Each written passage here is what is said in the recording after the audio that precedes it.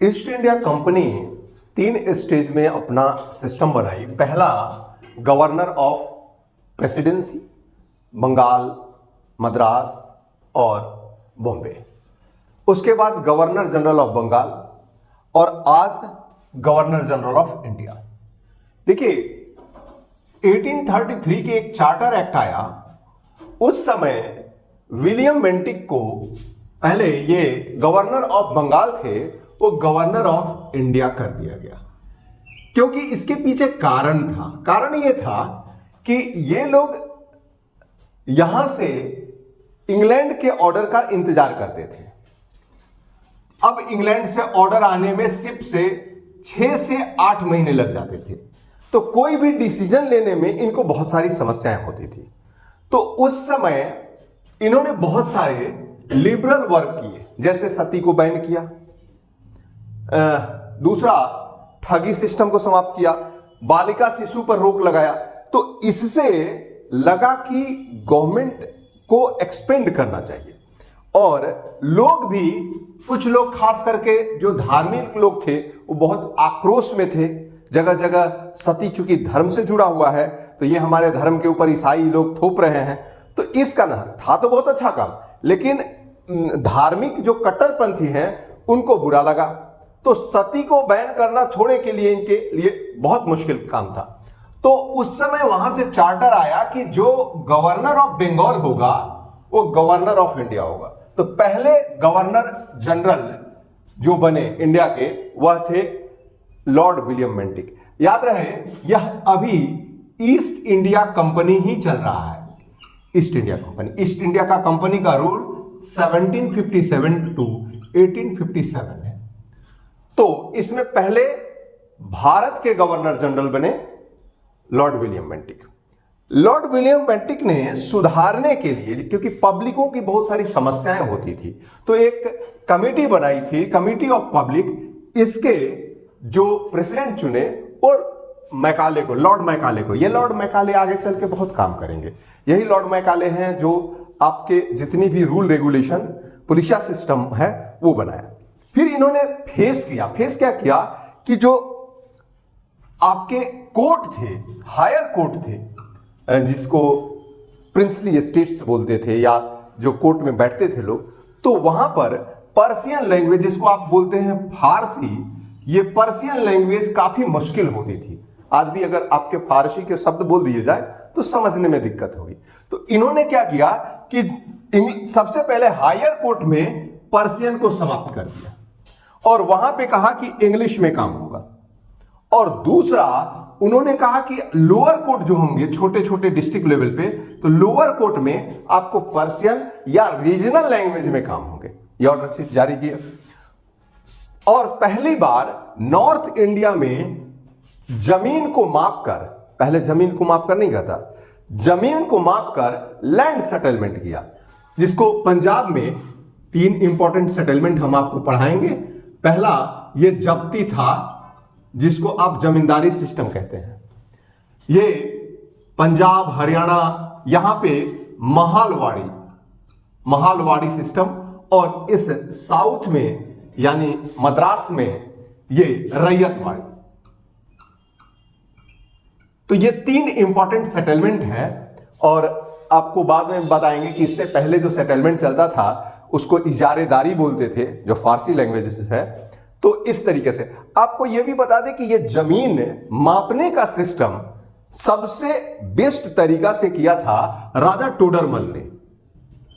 टोडरमल शुरू में ये शेर शाह के कोर्ट में थे, उनके दरबारी में थे। बाद में ये अकबर में चले गए, अकबर के नवरत्नों में भी शामिल थे। तो टोडरमल पहली बार जमीन को नापकर रेवेन्यू सिस्टम, उसी समय कट्ठा बीघा जो है उन्हीं के दिया हुआ है। तो ये सिस्टम चालू हुआ। इसके बाद यहां पे आइए कि जब ये चले गए तो इनके जगह चार्ल्स मेटकॉफ आए। चार्ल्स मेटकॉफ को लिबरेटर ऑफ प्रेस कहते हैं, यानी प्रेस का मुक्तिदाता। आपको बता दें कि लॉर्ड मिंटो जब आए थे तो उन्होंने प्रेसों पर प्रतिबंध लगा दिया था। मिंटो फर्स्ट ने, कोई भी अपने मन से नहीं छाप सकता, जो भी छापेगा वो हमसे पूछ के। तो प्रेस में कहा गया कि आप केवल, वर्नाक्यूलर एक्ट हम बताएंगे, आप केवल वही छाप सकते हैं, इंग्लिश में छाप सकते हैं, रीजनल लैंग्वेज में नहीं छाप सकते हैं, क्योंकि रीजनल लैंग्वेज में क्रांति, रिवोल्ट वगैरह छाप देते। तो इस कारण से इनको लिबरेटर ऑफ प्रेस कहा जाता है, चार्ल्स मेटकाफ को। चार्ल्स मेटकाफ ने वही नीति अपनाई, इन्होंने किसी भी सत्ता में हस्तक्षेप नहीं किया, जो जैसा चल रहा है वैसे ही चलने दिया जाए। तो इस प्रकार से इनका बहुत अच्छा एक्शन नहीं रहा। ईस्ट इंडिया कंपनी के पास बहुत बड़ी चुनौती अब समाप्त हो चुकी थी। उसने भारत के जिन क्षेत्रों पे कब्जा करना था लगभग वो कर चुका था। यहां बंगाल कब्जे में था, साउथ लगभग कब्जे में था, जितने मराठा, हैदराबाद, मैसूर, सबको कब्जे में ले रखा था। दिक्कत यह थी कि ये पंजाब था और पंजाब में महाराजा रंजीत सिंह थे। रंजीत सिंह ताकतवर थे और पंजाबियों ने जितना सहा है और पंजाबियों के पास जो ताकत थी उसका अंदाजा नहीं है। गुरु गोविंद सिंह कहते थे कि एक सिख को ऐसा बनाऊंगा जो 1.25 लाख से भिड़ जाए और हम चिड़िया को बाज से लड़ाएंगे, यानी चिड़िया को इतनी मजबूत बनाएंगे। तो इस कारण से अंग्रेजों ने देखा कि यदि अफगानिस्तान को हम जीतना चाहते हैं, इस अफगानिस्तान को, तो हमें लाहौर पे कब्जा करना होगा और लाहौर पे कब्जा करने के लिए डायरेक्ट हमको रंजीत सिंह से पंगा लेना होगा। और जब से उन्होंने कहानी सुनी है सिखों के 10वें गुरु गुरु गोविंद सिंह के, कि उन्होंने कड़ा, कच्छा, कंघा, कृपाण, तलवार लेकर आज भी तैनात रहते हैं और लड़ने से डरते नहीं हैं, तो उन लोगों ने इससे सीधा पंगा नहीं लिया। और यही कारण है कि राजा रणजीत सिंह के साथ 1809 में अमृतसर की ट्रीटी हुई और उनसे ट्रीटी लेने के पीछे सीधा एक ही मकसद था कि अफगानिस्तान पे हो रहे अफीम की खेती पर कब्जा करना, और बिना रंजीत सिंह का ऐसा हो नहीं सकता था। तो इन लोगों ने रंजीत सिंह को शुरू में अपने कब्जे में लेने की कोशिश की, उनके साथ सहयोग करने की कोशिश की, क्योंकि उस समय उस एरिया का ताकतवर शासक था दोस्त मोहम्मद। दोस्त मोहम्मद रंजीत सिंह से डरता था और उस समय रंजीत सिंह ने उसे हराकर और प्रसिद्ध जो कोहिनूर जो ईरान ले गया था नादिर शाह, उससे प्राप्त की। और रंजीत सिंह के ही खानदान में था। रंजीत सिंह के ही उत्तराधिकारियों ने गिफ्ट के रूप में महारानी को दिया, जो आज लंदन में है। अंग्रेज जीते नहीं थे कोहिनूर को।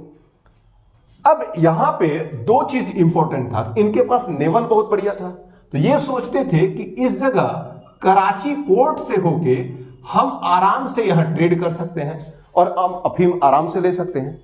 इसलिए शुरू में रंजीत सिंह से दोस्ती किए और जब उनकी जरूरतें पूरी होने लगी तो रंजीत सिंह को निकालकर बाहर फेंक दिया। इसी कारण से रंजीत सिंह का आघात में मृत्यु हुई। तो बात करते हैं कि पहली बार अंग्रेजों ने अफगानियों के साथ युद्ध किया और इसमें बहुत बड़े सिख समुदाय सहयोग किया था। आप देखे होंगे एक अक्षय कुमार की मूवी आई थी, उसमें केसरी, कभी देख लीजिएगा कि किस तरह से कम सैनिक कितने लोगों से लड़ गए। इसके बाद अंग्रेज यानी ईस्ट इंडिया कंपनी, उसके तरफ से ऑकलैंड, राजा रंजीत सिंह और शाह सुजा जो कि दोस्त मोहम्मद का सक्सेसर था, इनके बीच में त्रिपक्षीय एक संधि हुई और इस संधि से जो ये डिस्प्यूटेड एरिया था सिंध, ईस्ट इंडिया कंपनी के हाथों में आ गया। एक बहुत बड़ा फायदा हुआ। इसके बाद रंजीत सिंह मर जाते हैं और अगला बनते हैं लॉर्ड एलनबरो। एलनबरो ने एक काम बहुत अच्छा किया कि जो दास प्रथा था, स्लैब सिस्टम था कि बंधुआ मजदूर किसी को पैसा देकर आदमी को खरीद के और उसके पीढ़ी दर पीढ़ी लोग काम कराते थे, तो उस सिस्टम को समाप्त कर दिया। तो दास प्रथा को समाप्त किया और सिंध जो कि डिस्प्यूटेड लैंड था अब पूरी तरह कैप्चर हो गया। कैप्चर करने में चार्ल्स नेपियर का हाथ रहा। इसके बाद आते हैं लॉर्ड हार्डिंग फर्स्ट।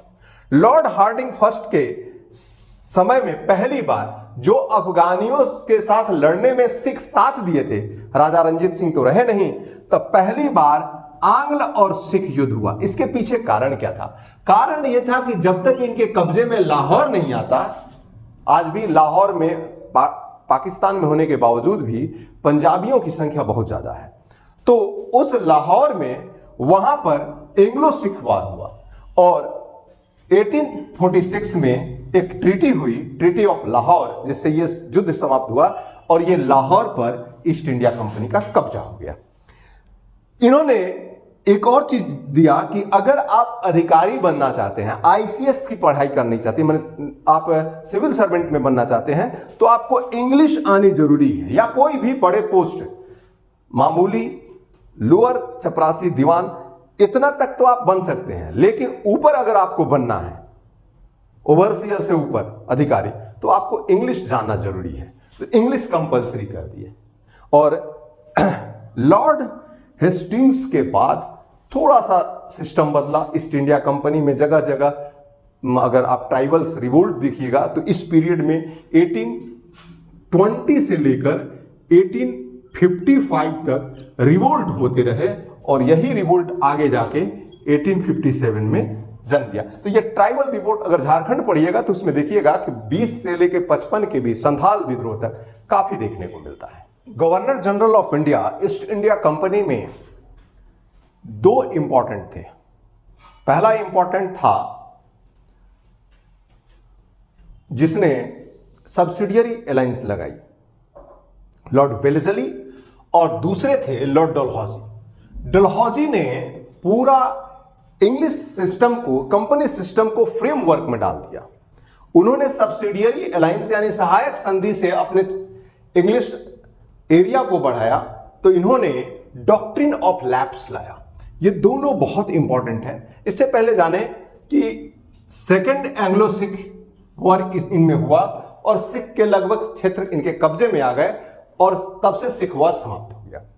दूसरा एंग्लो बर्मी युद्ध हुआ और बर्मा जो वर्तमान म्यांमार है वो भारत के यानी ईस्ट इंडिया कंपनी के अंदर आ गया। अब डॉक्ट्रिन ऑफ लैप्स से क्या हुआ कि ये होता क्या था, जनरली दत्तक पुत्र का खेला था। अंग्रेजों के साथ इनसे पहले से संधि थी, ये सारे परमाउंटेंसी थे इनके अंग्रेजों के, लेकिन इन लोगों को अपना उत्तराधिकारी घोषणा करना होता था और उत्तराधिकारी का लड़ाई हर समय रहता था, इसलिए कि एक राजा के कई बच्चे होते थे तो कौन उत्तराधिकारी होता था यह घोषणा करना पड़ता था, या किसी के कोई अपने जायज संतान नहीं होते थे तो वो लोग एडॉप्ट करते थे। तो ये लोग गवर्नमेंट को इन्हें लिख के देना होता था कि ये मेरा एडॉप्टेड सन है, लेकिन नीयत खराब अंग्रेजों की थी। अंग्रेज जिसे चाहते थे अपने कब्जे में ले लेते थे। तो डॉक्ट्रिन ऑफ लैप्स जब आया, यानी आपके साथ जो समझौता थे वो अब समाप्त हो गए। इसको हड़प नीति के नाम से जानते हैं। हड़प नीति यानी किस तरह से हम इसे कब्जा में कर लें। सबसे पहले इन्होंने सातारा को अपने कब्जे में किया 1848 में। इसके बाद जैतपुर, संबलपुर, बघाट, उदयपुर, झांसी और नागपुर।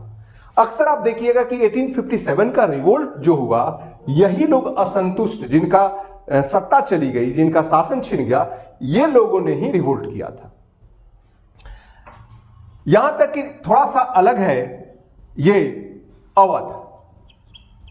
अवध पर आरोप लगाया गया कि वहां जो एडमिनिस्ट्रेशन है वो मिस एडमिनिस्ट्रेशन, यहां कुशासन का आरोप लगाया। और वाजिद अली शाह जो कि अवध के नवाब थे और उनकी उत्तराधिकारी बेगम हजरत महल जो थी, उन्हें कहा गया कि वो सही नहीं एडमिनिस्ट्रेशन चला रही हैं और उस क्षेत्र को अंग्रेजों ने कब्जे में ले लिया। वाजिद अली शाह का जो पैसे आते थे वो भी रोक दिए गए। यहां तक कि जो कानपुर के पेंशनर थे नाना साहब, उनके पेंशन, नाना साहब का दूसरा नाम पेशवा बाजीराव द्वितीय था, पेंशन रोक दिया। मुगल एम्पायर बहादुर शाह द्वितीय का भी पेंशन रोक दिया गया। तो इस प्रकार इसने ये काम किए, जिससे क्या हुआ कि अंग्रेजों का जो एरिया था वो डायरेक्ट ईस्ट इंडिया कंपनी के हाथों में आ गया, जो इनको पेंशन में खर्च होते थे वो बंद हो गए। फिर कुछ काम भी हुए। सबसे पहले रेलवे की बात करते हैं। तो पहला रेल लॉर्ड डलहौजी के पीरियड में चला, बंबई से थाने के बीच में 1852। उसके बाद दूसरा सेकंड चला कलकत्ता से रानीगंज के बीच में। इन्हीं के पीरियड में फर्स्ट टेलीग्राफ यानी टेलीफोन सुविधा 1857 कलकत्ता से आगरा के बीच में। मिलिट्री बोर्ड यानी पहले मिलिट्री डिफेंस के लिए होते थे, अब पब्लिक वर्क के लिए लगाए गए। आप सुने होंगे कि मिलिट्री ने पुल बना दी, मिलिट्री ने सड़क बना दी, तो इन्होंने ही ये ऐसा बोर्ड बनाया था। फिर चूंकि अंग्रेजों को गर्मी लगती थी तो कैपिटल जो था वो कलकत्ता था, लेकिन समर कैपिटल को इन्होंने शिफ्ट किया और वो ले गया आपको शिमला में। यही नहीं, मेरठ जो छावनी थी यहां से मिलिट्री कैंप भी वहां ट्रांसफर हुआ उसी समय। इसके बाद हिंदू में विधवा विवाह जिसको बोलते हैं, ईश्वर चंद्र विद्यासागर जी थे, उनके सहयोग से एक एक्ट बना कि विधवा का विवाह हो सकता है। और सबसे बड़ी सुधार कि हायर एजुकेशन में इंग्लिश में पढ़ाया जाए, और वुड डिस्पैच शिक्षा का पहला और बेहतरीन मॉडल जो अंग्रेजों द्वारा दिया गया वो वुड डिस्पैच था। तो लॉर्ड डलहौजी के पीरियड में यह हुआ। डलहौजी इतने लोगों को असंतोष किए तो उन्हें वापस बुला दिया, लेकिन धीरे धीरे उसको कामयाब करने के लिए Lord Canning governor general of India बन के आते हैं। लॉर्ड डलहौजी का जो कारनामा था ईस्ट इंडिया कंपनी के लिए तो सबसे बेनिफिशियरी रहा। इसलिए रहा कि एरिया बढ़ गए, इनको पेंशन नहीं देना पड़ा, लेकिन वह भूल गए कि इन लोगों के पास भी सेनाएं थीं, जो पर्सनल सेनाएं थीं, और लोग इमोशनल जुड़े हुए थे। हालांकि ईस्ट इंडिया कंपनी के शुरुआती देखिएगा तो कभी उसने राजा को नहीं हटाया, जब भी राजा को हटाया तब उसे विरोध का सामना करना पड़ा। लेकिन जब इन्होंने कॉन्फिडेंस में ले लिया, कॉन्फिडेंट हो गए कि अब अगर हम राजा को अपने जगह से हटाते हैं तो कोई फर्क नहीं पड़ता है, यह सोचकर इन लोगों ने सतारा, बघाट, जैतपुर, अवध इस सब से लोगों को हटाया ही नहीं, उनके पेंशन को बंद कर दिया।